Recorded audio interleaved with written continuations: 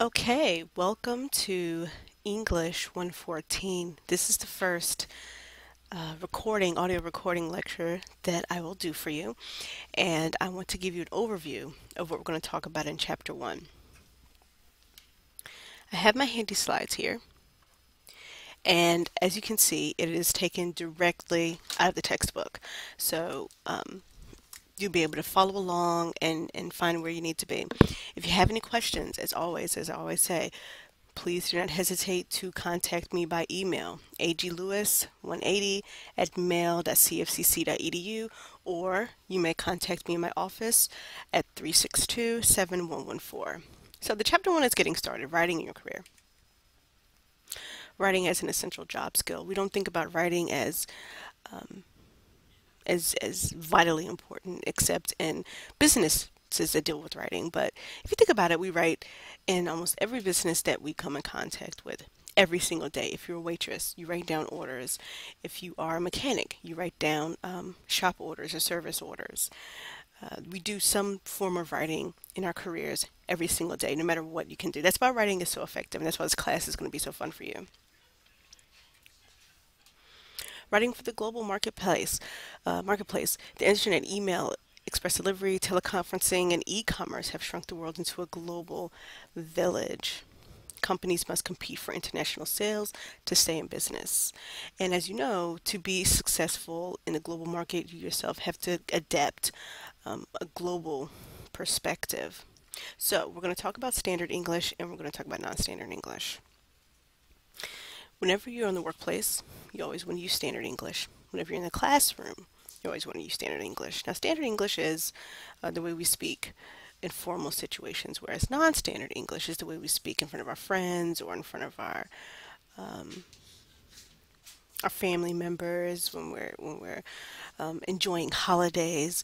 So, international readers, if you deal with international customers and international clients, you want to use that standard English because that's basically what they're going to understand. They don't understand a lot of slang or idioms or colloquialisms, anything like that. Things that we normally say. They really don't understand that, so you want to stay away from that. The 4 keys to effective writing, these are very important. Anything we write in this class, we will establish these 4 keys before we do anything. This is the 4 things you want to go over before you do anything in class. Identify your audience. Who will read what I write? Establish your purpose. Why should they read what I write? Formulate your message. What do I have to say to them? Select your style and tone. How can I best communicate? Let's talk about identifying your audience. This is the first thing you want to do because you write different ways for different audiences. I will write differently to my boss than when I write to my coworker. I will send a text message differently to my mom than I'll send to my husband, that kind of thing. Establish your purpose. Why should they read what I write? Now, anytime you get a piece of writing, that's probably the first thing you ask. Why is this important? Why am I getting it? Why is this in my email? Why does Miss Lewis put up so many announcements? Why is this recording so long? Well, I'll tell you, this is important. The recording specifically because it will definitely help you in the class, but also you want to consider the reasons why someone would need to read what you write. So you want to establish your purpose without saying this is important to you because you want to make it clear in your message why it's important for that person to receive that. Formulate your message. What do I have to say to them? Whenever you're writing in the workplace, it's important to be direct and to be concise. You don't want to fill up pages with words. Think about where you work or where you want to work. Corporations, most businesses, they are all so very busy, filled with busy people. Everybody's running around, memos, faxes, gotta get to the copier, gotta go file this, gotta go make copies of this, gotta go print this out, gotta go to lunch, gotta have a snack, gotta talk to this person, gotta talk to this person. Everybody's running around sort of chaotically in different directions. So what you need to make sure is that when they sit down and they read your email, your business letter, your memo, that they don't say, well, this was a waste of my time. So you want to avoid long, drawn out explanations. You want to say what you need to say directly and to the point. Select your style and tone. How can I best communicate? You always want to have a tone of goodwill in your writing, even when you have to deliver bad news. And we'll talk more about that, but that's the sort of key that you want to remember in terms of style and tone, that you want to make sure that your tone is one of goodwill, that it's positive, that it leaves the reader feeling that they can do business with you again as a person. Identifying my audience. Who will read what I write? Who is my audience? How many people will make up my audience? How well does my audience understand English? How much does my audience already know about my writing topic? What is my audience's reason for reading my work? What are my audience's expectations about my written work? What is my audience's attitude toward me and my work? What do I want my audience to do after reading my work? Establishing a purpose. The most important rule in occupational writing is get to the point right away. Right away. We talked about that, right? Of course. Since your purpose controls the amount and the order of information you include, state it clearly at the beginning of every email, memo, letter, and report. This is to inform you that blah, blah, blah. And we'll work on that. Formulating your message. What do I have to say to them? A message includes the details and scope of your communication. Details are those key points you think readers need to know, and scope refers to how much information you give readers about those key details.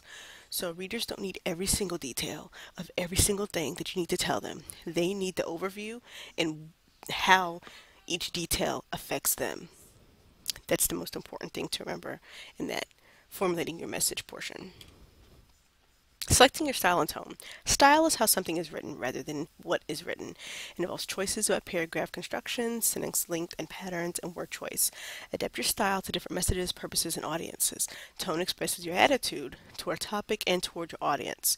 It's especially important because it reflects the image you project to readers and determines how they respond to you, your work, and your company. So, if you send an email out or you send a letter out, and it's to a client or it's to a customer,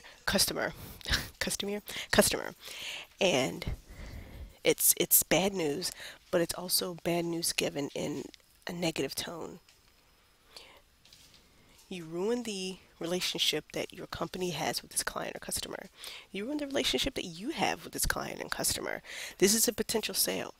Everyone that you meet, and this is important in business, everyone that you meet is a potential contact, a potential networking contact. So you never want to be rude or be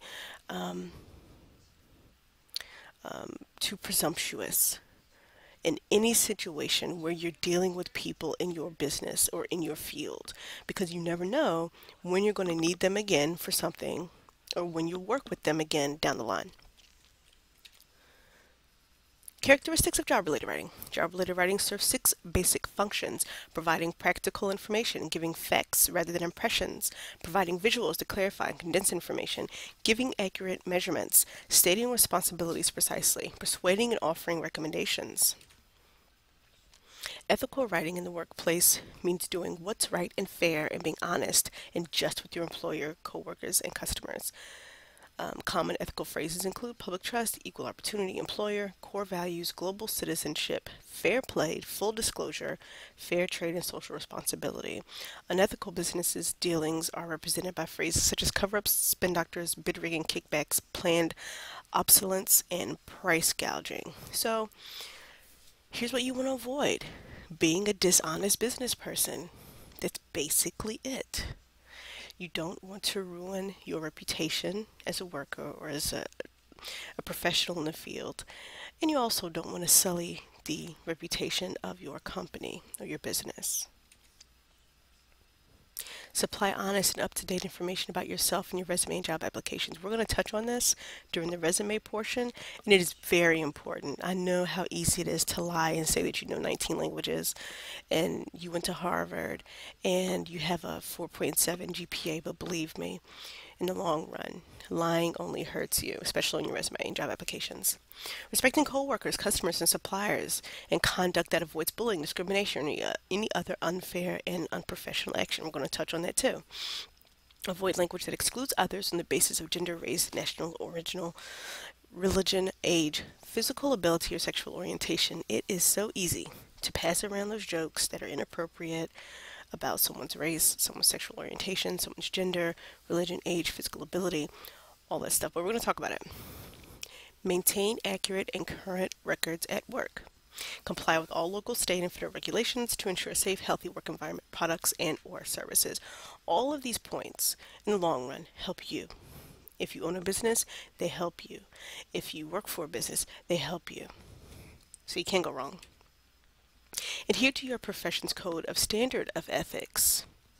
Follow your company's policies and procedures. Honor guarantees and warranties in meeting customer needs. Impartially cooperate fairly with your collaborative team. Treat international colleagues with respect as you would any peers. And respect all copyright obligations and privileges. That's easy stuff, right? Yeah, we know that. Follow your conscience, and to thine own self be true. I don't really like that quote, but I will say that we know right from wrong, so do the right thing. Like the movie. Be suspicious of convenient and false appeals that go against your beliefs. Maintain good faith in meeting your obligations to your employer, your coworkers, your customers, and the global community. Take responsibility for your actions. Honor confidentiality at work. Document your work completely, carefully, and honestly. Keep others in the loop. Treat company property respectfully. Weigh all sides before you commit to a conclusion. Your writing as well as your behavior must be ethical. Oh yes, so you would like to avoid misquotation, misrepresentation, and manipulation at all costs. Examples of unethical writing. You can read those for yourself. They're pretty self-explanatory, pretty clear, definitely things that you will need to avoid. That is the end of Chapter 1. If you have any questions, as I said, about anything that we've gone over, if you need details about any particular piece at any time, I'm going to do these slides at the beginning of every chapter.